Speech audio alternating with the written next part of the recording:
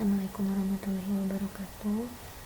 Di pertemuan kelima mata kuliah supply chain hari ini, kita akan membahas mengenai pengelolaan supply chain di dalam suatu organisasi. Di pertemuan sebelumnya kita sudah membahas mengenai keunggulan kompetitif dan juga supply chain, ya. Bagaimana kita mengidentifikasi keunggulan kompetitif di suatu perusahaan menggunakan metode analisa value chain, lalu bagaimana kita menciptakan keunggulan kompetitif melalui supply chain,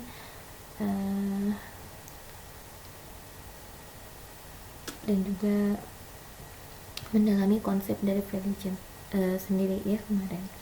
Nah, di pertemuan hari ini, untuk mencapai suatu keunggulan kompetitif menggunakan supply chain itu bukan hal yang mudah, ya. Nah, hari ini kita akan membahas mengenai bagaimana cara suatu perusahaan untuk mengelola supply chain, karena pada prakteknya supply chain ini tidak mudah untuk diimplementasikan, ya. Ada beberapa kendala-kendala yang bisa ditemukan ketika kita mengimplementasikan suatu supply chain. Nah, oke, kita mulai pembahasan mengenai pengelolaan supply chain hari ini. Materi hari ini kita akan membahas mengenai visi logistik organisasi. Jadi dalam pengelolaan supply chain itu dimulai dengan menciptakan visi logistik di dalam suatu organisasi. Nanti kita akan bahas apa sih sebetulnya yang dimaksud dengan visi logistik organisasi itu. Nah, kemudian ketika suatu organisasi sudah memiliki visi logistik, maka organisasi tersebut juga harus menciptakan suatu iklim organisasi logistik, ya. Organisasi logistik ini tergantung pada struktur organisasi, ya, yang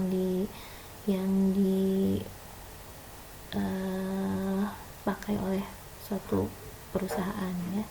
Jadi dia tergantung atau dipengaruhi oleh struktur organisasi dari suatu perusahaan. Nah, pembahasan selanjutnya mengenai pemenuhan kebutuhan integrasi. Jadi pada dasarnya hal yang terpenting di dalam supply chain itu adalah integrasi. Jadi integrasinya bukan hanya integrasi di dalam suatu perusahaan, tapi juga integrasi perusahaan dengan perusahaan-perusahaan lain yang terkait, ya. Dari mulai perusahaan atau stakeholder di hilir maupun di hulu, gitu ya, di hulu maupun di hilir, gitu. Nah, pembahasan yang selanjutnya mengenai supply chain sebagai jaringan. Jadi supply chain ini karena dia mengintegrasikan satu perusahaan dengan perusahaan lain, maka dia bisa disebut sebagai jaringan, ya. Nah, bagaimana caranya menciptakan supply chain yang baik, ya, dalam suatu jaringan ini. Nah, pembahasan yang terakhir adalah mengenai supply chain dalam e-commerce. Jadi e-commerce ini merupakan salah satu implementasi dari konsep supply chain, ya, yang sekarang sedang marak pakai, ya, e-commerce ini. Oke, kita mulai untuk pembahasan yang pertama mengenai visi logistik organisasi. Nah, sebelum kita membahas mengenai visi logistik, kita harus bahas dulu, ya, apa yang dimaksud dengan visi. Jadi visi ini merupakan rangkaian kalimat, ya, atau pernyataan yang menyatakan cita-cita atau impian sebuah organisasi atau perusahaan yang ingin dicapai di masa depan. Jadi visi ini sebetulnya merupakan target, ya, target yang ingin dicapai oleh suatu perusahaan di masa depan. Nah, berangkat dari definisi visi ini berarti visi logistik ini suatu perusahaan itu bisa merumuskan visinya secara lebih sempit, ya, berdasarkan fungsi yang ada di dalam organisasi tersebut. Fungsi di sini bisa diartikan sebagai bagian, ya, bagian di dalam perusahaan tersebut. Misalkan ada bagian logistik, bagian produksi, dan lain sebagainya. Nah, visi-visi suatu perusahaan ini dapat dirumuskan lebih sempit lagi. Nah, di sini kita akan merumuskan visi atau visi-visi yang terkait dengan supply chain ini biasanya disebut dengan visi logistik. Nah, itu. Nah, visi logistik ini harus disusun menggunakan manajemen logistik dan supply chain manajemen ya, untuk dapat menciptakan nilai bagi pelanggan, karena pada dasarnya tujuan utama dari suatu perusahaan adalah menciptakan nilai untuk pelanggan ya, atau benefit value added ya, nilai yang lebih bagi pelanggan. Karena dengan menciptakan nilai yang lebih bagi pelanggan, secara otomatis tujuan finansial dari suatu perusahaan juga bisa tercapai ya gitu. Nah, kata-kata kunci seperti lebih baik atau better ya, lebih cepat, lebih murah, itu biasanya dijadikan kata kunci sebagai acuan nilai yang biasanya diharapkan oleh pelanggan ya. Jadi dalam menentukan suatu visi logistik itu harus disusun berdasarkan bagaimana perusahaan ini bisa menciptakan nilai bagi pelanggan dengan menggunakan manajemen logistik dan supply chain management ya gitu. Pada dasarnya jadi pada intinya si visi logistik ini adalah target perusahaan ya yang ingin dicapai nantinya untuk menciptakan nilai untuk pelanggan menggunakan manajemen logistik dan supply chain ya, targetnya apa gitu. Nah, salah satu kendala utama dalam mengimplementasikan konsep logistik ya dalam suatu perusahaan itu adalah dipengaruhi salah satunya oleh struktur organisasi dan tata kerja yang kaku ya dalam suatu perusahaan. Nah, struktur organisasi ya, ini biasanya dibagi menjadi dua ya. Yang pertama itu adalah organisasi dengan struktur vertikal dan yang kedua adalah organisasi dengan struktur horizontal. Nah, dalam organisasi konvensional atau biasanya organisasi dengan struktur vertikal ini, sebagian besar organisasinya itu disusun berdasarkan fungsi ya, atau bagian gitu. Dengan kata lain, jadi si organisasi ini dibagi menjadi beberapa bagian ya. Misalkan bagian produksi, bagian marketing dan lain sebagainya. Jadi setiap bagian itu bertanggung jawab atas fungsi-fungsi masing-masing saja gitu ya, jadi belum terintegrasi. Nah, sedangkan konsep manajemen logistik itu dia harus terpadu ya, jadi mengkoordinasikan arus barang dan informasi antar berbagai pengguna ya, atau di antar berbagai fungsi itu dalam suatu organisasi. Nah, sehingga si struktur konvensional ini atau struktur yang vertikal ini, organisasi atau perusahaan dengan struktur vertikal ini biasanya sulit untuk mengimplementasikan konsep logistik ya dalam perusahaan tersebut gitu. Nah, bagaimana caranya kita membangun suatu organisasi logistik? Nah, salah satunya dengan mengubah atau menerapkan struktur organisasi horizontal, di mana kunci dari organisasi horizontal ini bukan fungsi ya, tapi dia berbasis proses gitu. Jadi pekerjaannya itu berdasarkan proses ya. Oke, jadi pekerjaan yang berdasarkan proses ini ya, atau berdasarkan manajemen proses ini dinilai bisa efektif menciptakan organisasi yang logistik gitu. Karena setiap prosesnya itu dia bisa melibatkan beberapa fungsi dari organisasi gitu ya, jadi bisa melibatkan beberapa fungsi dari organisasi. Sedangkan kalau yang tadi yang berbasis fungsi itu mereka bekerja masing-masing, bertanggung jawab atas pekerjaan mereka masing-masing, tidak saling terintegrasi. Nah, itu salah satu perbedaan ya antara organisasi dengan struktur vertikal dan juga horizontal. Nah, karakteristik dari organisasi horizontal itu biasanya dia diatur berdasarkan proses ya tadi, salah satunya bukan fungsi gitu. Nah, yang kedua itu biasanya jenjang tingkat jabatan berkurang ya, karena dia tidak dikepalai oleh suatu manajer ya, tapi biasanya setiap proses itu mengkoordinasikan setiap kepala dari setiap fungsi yang terlibat gitu ya, atau bagian yang terlibat. Terus biasanya dia dibangun di atas tim antar fungsi gitu, jadi setiap fungsi dia punya timnya itu nanti akan saling berkolaborasi atau berintegrasi ya untuk menjalankan suatu proses di dalam suatu perusahaan. Nah, ukuran kinerjanya berdasarkan target ya, berdasarkan target. Jadi kalau yang organisasi vertikal itu ukuran kinerjanya dia berdasarkan hasil pekerjaannya ya, tapi kalau yang organisasi horizontal dia ukuran kinerjanya berdasarkan target yang akan dicapai dalam suatu proses yang sedang dilakukan itu ya. Jadi perusahaan yang berfokus pada manajemen proses itu biasanya menyadari bahwa proses itu lebih baik dikelola oleh tim antar fungsi daripada oleh individu ya. Ya, jadi tim-tim ini nantinya di dalam suatu perusahaan nantinya setiap fungsi itu punya tim-tim ya yang terdiri dari para ahli yang dipimpin oleh seorang integrator. Jadi tugas integrator ini dia untuk memimpin tim yang terlibat ya dalam suatu proses yang nantinya orientasi tujuannya itu berdasarkan kebutuhan pasar gitu ya. Jadi bukan berdasarkan jumlah ya, tapi berdasarkan kebutuhan pasar gitu. Nah,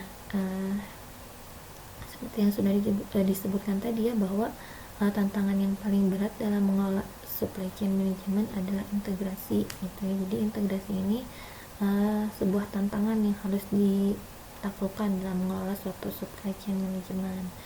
Nah, untuk memenuhi kebutuhan integrasi tadi biasanya kita bisa menerapkan atau dicapai dengan cara-cara sebagai berikut ya. Salah satunya itu dengan yang pertama dengan rasionalisasi pemasok. Jadi dengan jumlah pemasok yang lebih sedikit, perusahaan dan pemasok akan mampu menjalin kerjasama yang lebih erat. Jadi sebisa mungkin jumlah pemasok di dalam suatu perusahaan itu diefektifkan ya. Jadi jangan sampai terlalu banyak pemasoknya. Ibaratnya kalau kita kerja kelompok gitu ya, kelompoknya anggotanya terlalu banyak, itu koordinasinya juga terlalu susah gitu ya.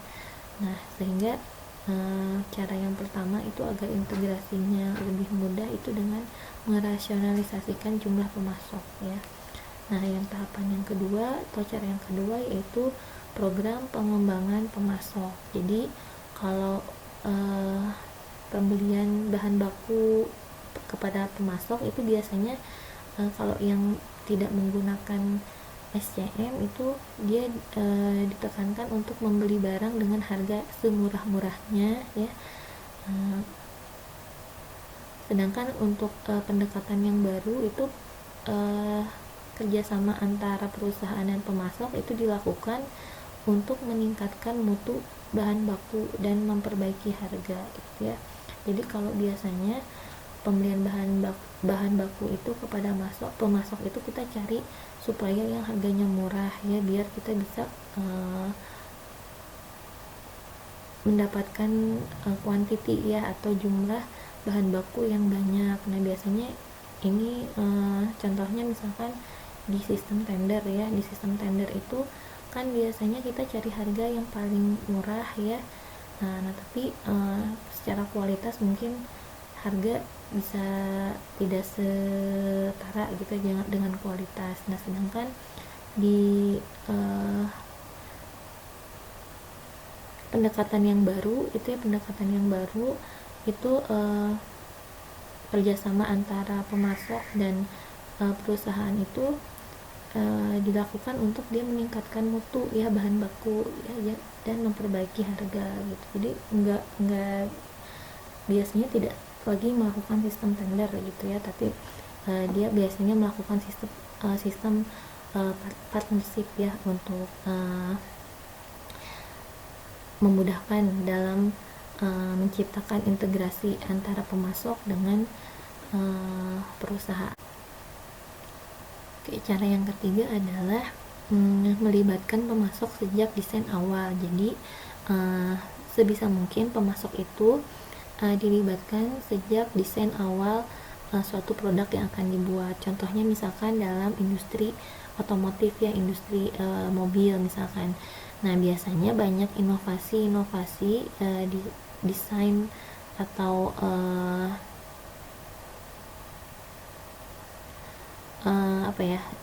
inovasi dari desain maupun teknologi ya dari mobil yang akan diproduksi itu berasal dari pemasok ya, bukan dari pabrik mobil itu sendiri. Nah, ini merupakan salah satu contoh keterlibatan pemasok yang dilibatkan secara dini secara awal gitu. Nah, sejak proses desain awal. Nah, inovasi-inovasi itu sangat membantu ya untuk industri otomotif gitu. Salah satunya industri mobil dalam meningkatkan mutu produknya gitu ya, karena kan kita tahu ya, jadi banyak sekali produksi mobil gitu, sehingga kita harus menciptakan nilai yang baru ya untuk meningkatkan mutu produknya. Nah, cara yang keempat adalah dengan penggunaan sistem informasi terpadu ya. Jadi dengan penggunaan sistem informasi terpadu ini, pemasok biasanya bisa mengelola dan mengatur pasokan bahan baku produksi berdasarkan schedule produksi gitu ya. Jadi ketika kita tahu schedule produksinya kapan, secara otomatis nanti suppliernya atau pemasoknya itu bisa mengelola dan mengatur bahan bakunya gitu ya, harus sedianya kapan, dipersiapkan bahan baku ini berapa buah gitu ya, berapa banyak, disediakannya kapan, itu berdasarkan schedule produksi ini tentunya didapat dari perusahaan di luar pemasok ya. Jadi sehingga di sini peran dari sistem informasi terpadu ini harus bisa digunakan antar anggota di dalam suatu atau sebuah supply chain. Nah, dengan penggunaan sistem informasi terpadu ini biasanya tidak diperlukan lagi seperti formulir purchase order gitu ya, nota pengiriman, nota tagihan dan sejenisnya, karena semuanya sudah ada di dalam suatu sistem informasi terpadu ya. Biasanya itu ada di sistem informasi terpadu yang sudah maju atau udah canggih gitu ya, jadi udah paperless lah, nggak usah ada lagi formulir dan lain sebagainya, yang tentunya itu rawan ya. Jadi formulir tersebut tuh biasanya rawan untuk dimanipulasi gitu. Nah, yang kelima itu adalah sentralisasi inventory. Cara yang kelima adalah dengan sentralisasi inventory. Jadi integrasi supply chain ini tidak hanya bisa dilakukan antara perusahaan dengan pemasok, tetapi juga dengan organisasi hilir atau dengan distributor dan pengecernya. Contoh misalkan dalam penjualan mobil di dealer ya. Nah, jadi perusahaan atau dealer-dealer yang menjual mobil itu biasanya dia memajang nggak punya stok di dealernya, tapi stoknya itu ada di sentral atau di pusat ya, di pabrik mobilnya, sehingga ketika ada pembelian itu baru diambil dari gudang ya, atau dari pabriknya. Nah, itu bisa menghemat dalam biaya logistik, karena kita nggak usah bawa mobil banyak gitu ya, menggunakan angkutan dan sebagainya.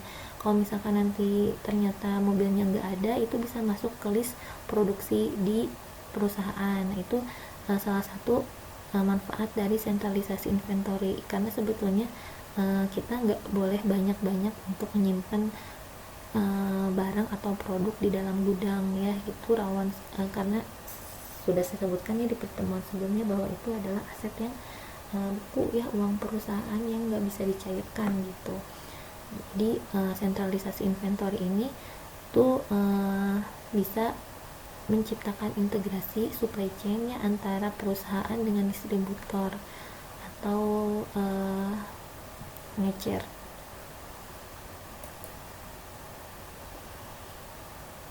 Nah, supply chain sebagai jaringan. Jadi supply chain ini menempatkan perusahaan pada sebuah jaringan yang saling tergantung ya, antara satu perusahaan dengan perusahaan lain,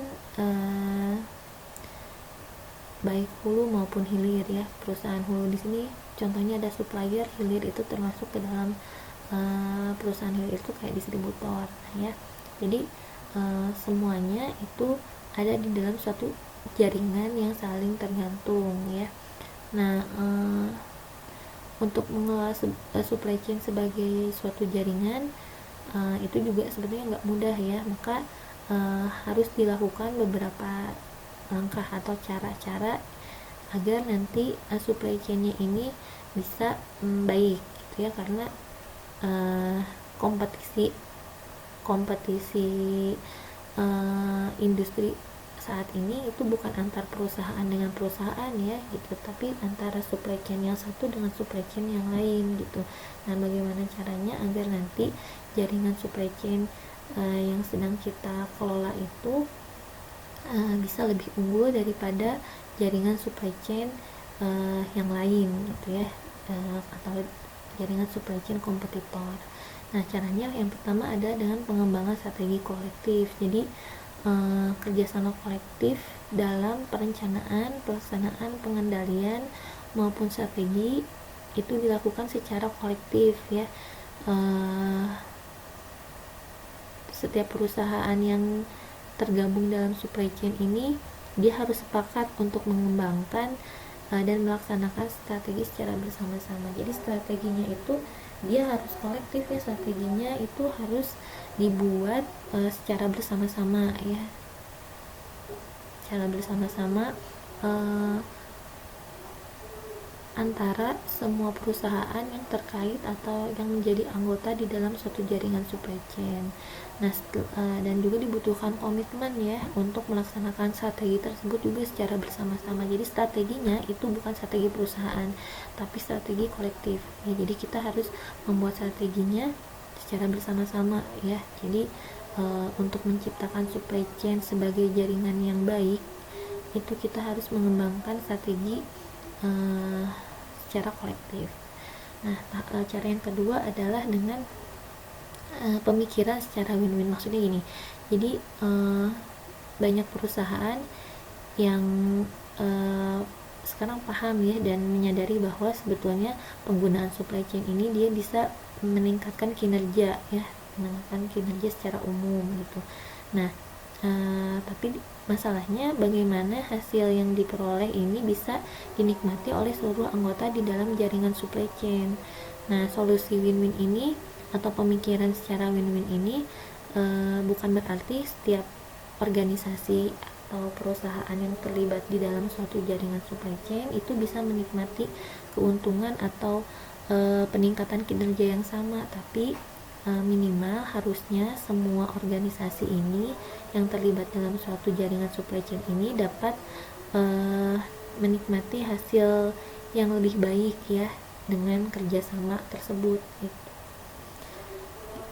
Ya, jadi harusnya bisa atau peningkatan kinerjanya itu harus bisa dirasakan oleh semua pihak yang terlibat dalam suatu jaringan supply chain ya, seperti itu.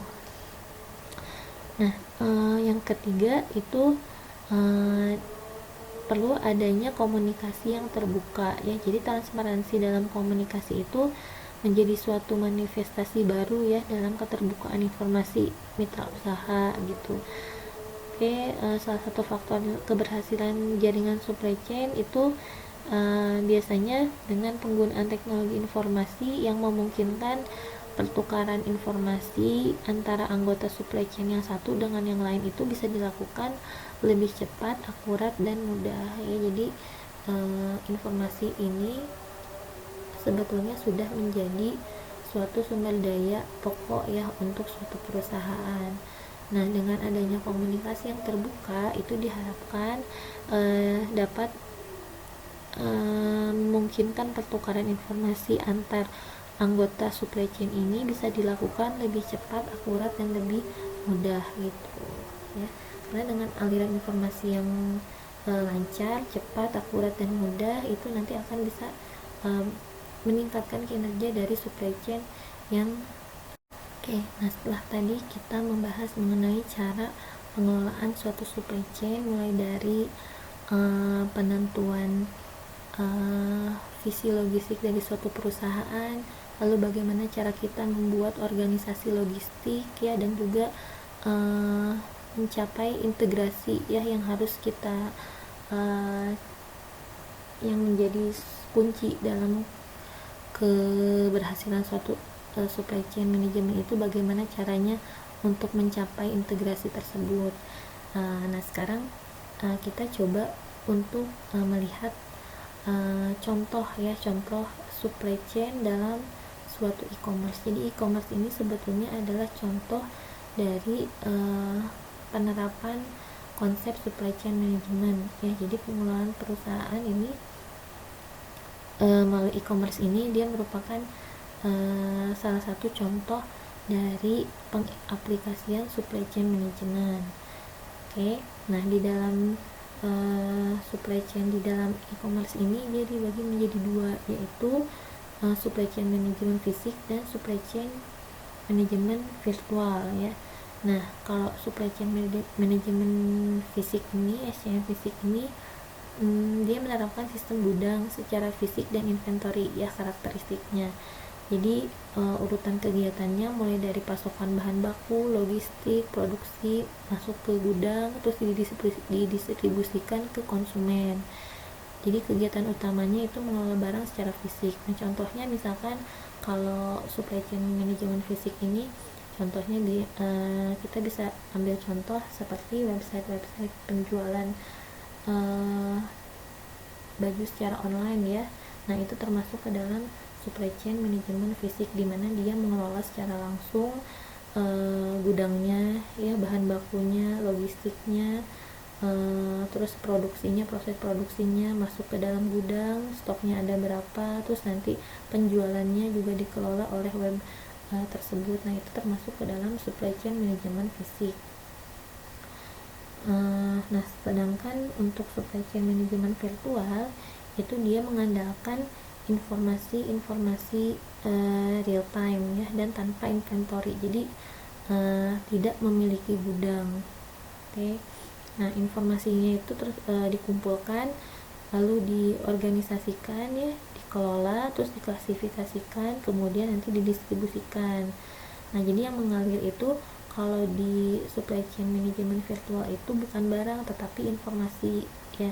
Jadi yang mengalirnya itu aliran informasi, bukan barang secara fisik, sehingga dia tidak diperlukan gudang atau inventory ya,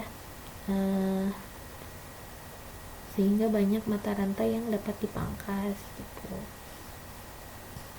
Supply chain ini biasanya memerintahkan orang lain untuk memiliki chain secara fisik ya.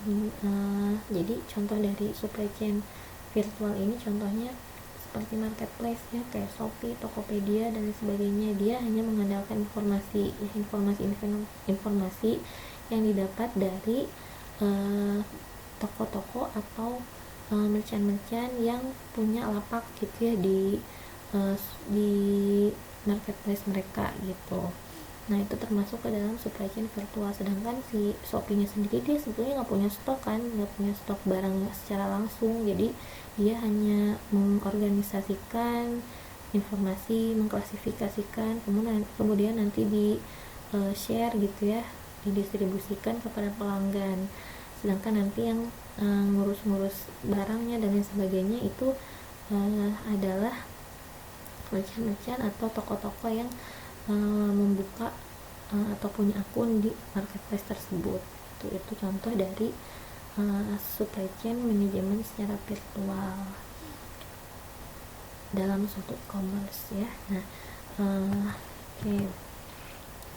Pembahasan untuk hari ini alhamdulillah sudah selesai. Untuk link evaluasi dan absensi nanti saya akan share di grup WhatsApp ya. Silakan evaluasinya dikerjakan. Jika ada pertanyaan silakan ditanyakan di grup WhatsApp ya, agar yang lain juga bisa diskusi. Oke, terima kasih atas perhatiannya. Assalamualaikum warahmatullahi wabarakatuh.